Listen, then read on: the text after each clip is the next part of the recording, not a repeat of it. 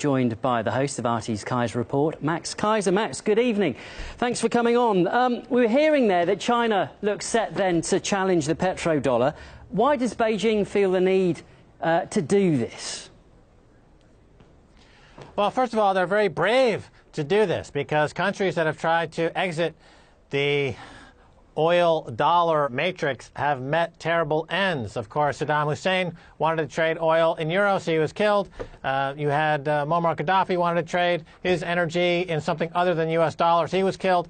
So the track record here is pretty dire. So kudos to China for taking this project on. And, of course, they are rumored to be the big buyer in the Aramco offering of their state oil facilities coming down the pike. So this makes sense in a geopolitical sense in terms of you've got China and Russia and the Saudis are looking to escape the U.S. dollar hegemony.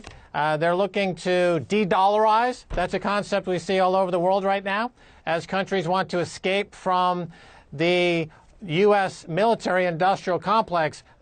These countries around the world are tired of funding America's military adventurism by being a party to the empire of debt, as it's known around the world, the U.S. dollar, and they want to split off. They want their autonomy. China wants autonomy. Russia wants autonomy.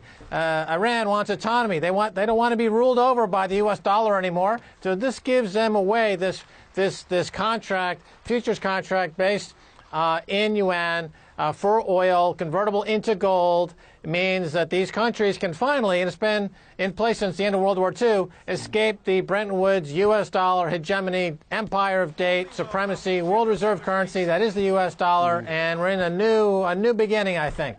Is there anything then that the U.S. can do about this? Because it's not going to be happy that it's going to lose the petrodollar, so how would you expect it to fight back? Well, they're exactly right. They will fight back. They will start a war. Maybe they'll start a war between Japan and China. Maybe they'll start a war with North Korea. America will do anything to keep the U.S. dollar as world reserve currency. They will invade a country like Afghanistan. They'll stop at nothing because this is the basis of the U.S. empire. It's not land-based. It's not based on material goods. It's based on rent-seeking. It's based on lending dollars, getting that income, and then when countries can't pay, they dismantle the assets and take them over. We saw in Latin America, South America. This is how America built its empire. The countries that are resistant to America's financial cartel are Russia, China, Iran. So now they figured out, you know what, we're going to split off from the dollar, and they can do so with this new contract. And they're embracing cryptocurrencies. Cryptocurrencies in this context is another way to de-dollarize, get out of the U.S. dollar. The U.S. dollar is being held up narrowly with the Pentagon's various actions around the world and a lot of market machinations from the central banks. But once the cat's out of the bag, look for the dollar to have a very significant crash.